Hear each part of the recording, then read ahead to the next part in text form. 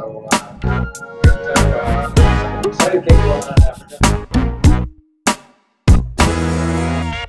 Well, I think for me, this is, having worked in Africa for now as 29 years I've been in the Foreign Service, I think this is the most exciting and interesting time that I've seen during my career in Africa. And Africa is a region of the world that's undergoing tremendous change very rapidly, very dynamic, and it's really exciting. And I think if you're interested in Africa, in working there and doing business there, now is the time to go. And it is quite rapidly urbanizing place. In 1980, about 28% of Africans lived in cities. Today, it's about 40%. And in the next 15 years, that's expected to grow to 50% of Africans living in urban areas.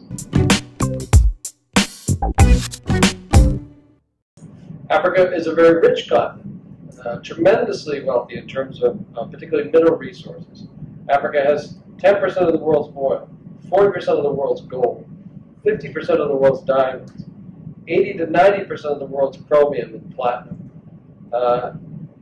Tremendous mineral resources there, and particularly oil and gas are being discovered in all kinds of new places now, in different countries.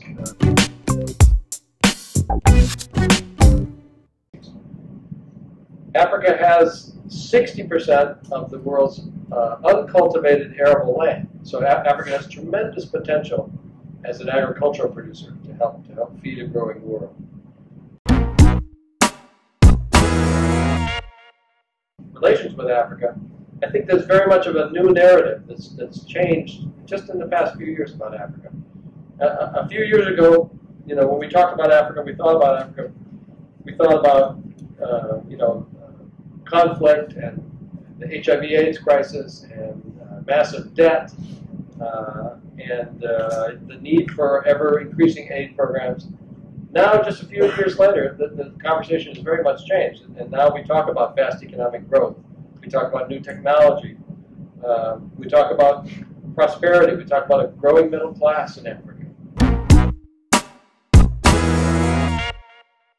In the United States, the way that we view our relationship with Africa has changed because of these changes and this change in the conversation.